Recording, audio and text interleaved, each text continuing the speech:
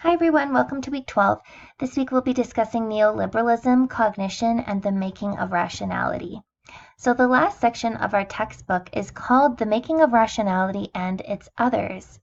So as we've been discussing throughout this course, the modern project of developmental psychology has been critiqued as being deeply entangled in histories which centered a commitment to truth, objectivity, science, and reason. So there's an assumed neutrality of research here that creates developmental goals that privilege particular ways of knowing. So these methods and assumptions create particular ways of being that inform the ongoing trajectory of early childhood education. So what is taught and how it is taught. And thinking about the title of this last section, The Making of Rationality and Its Others, I think it also, this title lends itself well to some of our previous discussions about the social consequences of these dominant knowledges, who it privileges, and who it others. So this week we'll be reading Cristina Delgado Ventimilla's article called Neoliberal Fun and Happiness in Early Childhood Education, and also Erica Berman's text, chapter 13. So by Saturday at 11:55 p.m., listen to the CBC Ideas podcast called Is Neoliberalism Destroying the World? And post your weekly notes. And then by Sunday at 11:55, participate in your virtual collaboratory using the questions that are in this PowerPoint in a few slides, and also they're posted on Moodle as well. And then post one word and definition to the word bank forum or add to others' definitions, and respond to a classmate's week 12 notes. So in this week's CBC podcast, they discuss the emergence of neoliberalism, not only as a growing economic framework, but as an ideology. And this podcast, I think, is quite thick with information. It's a lot to take in, and I think it requires time, note-taking, and an ongoing questioning as you listen. As I was listening, I had to pause many times to sort of gather my thoughts, rewind, and listen again. So be sure to take your time as you listen, as I think it can be an earful, but I think it is important information as we try to figure out what is neoliberalism and what does it do. So neoliberalism emerged as a reconfiguring of the welfare state after World War II. So the welfare needs of North American society had become too great and capitalism was suffering. Neoliberalism allowed the positioning of welfare responsibility off of the state and placed it within individuals via a free market, where prices were determined by unregulated competition between private business, and this is still very much alive today. So in this week's podcast, neoliberalism is discussed as an ideology which posits that government is the problem and not the solution. And there's an increase in privatized wealth, or rather that an increase in privatized wealth is how individuals can acquire wealth and freedom through individual autonomy and self-sufficiency. So in 1947, there was a reorganization of ideologies which regulated economic rationalities and practices that continue to operate today. Though through a well-organized and calculated process of regulation via think tanks, where those in power come together and formulate the agendas of neoliberalism, an individualist ideology that operates through economic principles that also individualize and internalize rationalities. So within a neoliberal ideology, there's a focus on prices. The operation of the free market supposedly promotes proactive and productive efficiency in the pursuit of freedom. With individual wealth, individuals then have choice. So this podcast discusses the reach of neoliberalism.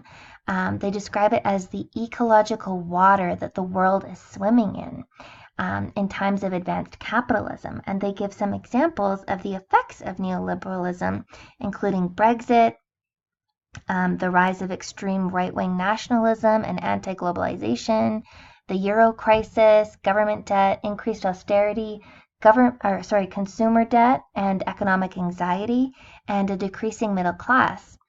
In this podcast, these are arguably effects of neoliberal ideology. Yet the impacts and the effects of neoliberalism, I argue, are beyond what we could ever know, despite the human desire to control and regulate them. Human consumption and its materializations, the explosive growth of waste materials, for example, and climate change, I think, are some examples of this inability to manage the effects. Neoliberalism requires a dependency on debt and individual regulation via free markets. So in this podcast, the speakers argue that neoliberalists believe the qualities of their framework can keep growing without a reaction. They point toward what they call a particular arrogance via finance, as the instruments of finance serve particular groups of people who profit from the ideologies of neoliberalism and the markets they create. And this is a concept that was discussed in this podcast. So they argue that neoliberalism reinforces policies that undermine public education and privatize public services to place trust in the market via individual accumulation and productivity. So neoliberal theory posits that public education reinforces a socialist view of economy that threatens this image of progress. So neoliberalism was founded as a response to World War II and the sort of fear of fascism and dictatorship that intended to create freedom and prevent the possibility of future war and catastrophe. Yet, as it's argued in this podcast, through its ideology and mentalities, neoliberalism is argued to actually create the grounds, however subtly and seeming invisibly, for fascism and dictatorship to emerge, as they argue in this podcast. We're beginning to see sort of how the dangers of neoliberalism are manifesting themselves in our current time.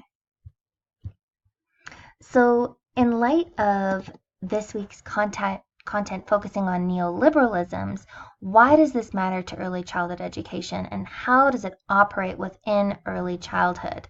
And I think that Chapter 13 of the Erica Berman text really speaks to this. So when we're thinking about deconstructing child-centered pedagogy, this is an opportunity to also investigate the ways in which neoliberalism provokes us as early childhood educators. So I'd like to turn now to the Erica Berman text and to consider how neoliberal ideologies inform child-centered pedagogy and the formation of thought. So Erica Berman writes on page 255, a key criticism of child-centered approaches is that they perpetuate a model of learning that accords with a liberal model of society as composed of rational, freely choosing, isolated, equal individuals. She further goes on to say, in its positive hue, individualism carries connotations of self-reliance, self-improvement, independence of thought, and nonconformity, but it also is associated with self-interest, competition, and abdication of personal responsibility and abdication of personal responsibilities in favor of economic forces, specifically the vagaries of the market. So I think that this is an example of how we can think about neoliberalism making its way into early childhood education. So Berman argues that there's a form of benign violence in child-centered pedagogy where authority is not outright obtrusive or obvious, and thus perhaps less disturbing, but rather that obedience arises through self-governance and surveillance, where the child is seemingly free to choose, yet in her participation and engagement in this freedom and choice, she becomes involved in her own subjugation and regulation, and thus it's even harder to escape surveillance. And we can see how this discussion really parallels some of the concepts that were discussed in the podcast. So in this way, the subject becomes increasingly reliant on what Pikett and others call the pedagogical state, where subjects are in an internal state of lack, where individuals are regulated via self-responsibility. There's a personal need to be educated and controlled into the right kind of person. And I think we can see this manifested today, even as adults, in self-help books, healthy eating education, emotional intelligence, and also self-regulation for children that is so huge in education right now. So Berman kind of presents this question for us to think about. Is there such a thing as free choice?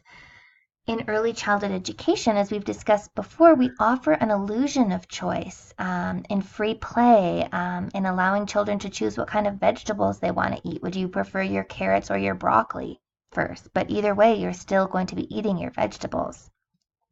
So following the logics, this sort of follows the logics of a neoliberal free market, where there's an illusion of freedom. But rather, we can also question, is there freedom within markets guided by private business and wealth? Maybe the question within free play and free choice is whose play and whose choice? Who is able to make choice and who has more choices available to themselves than others?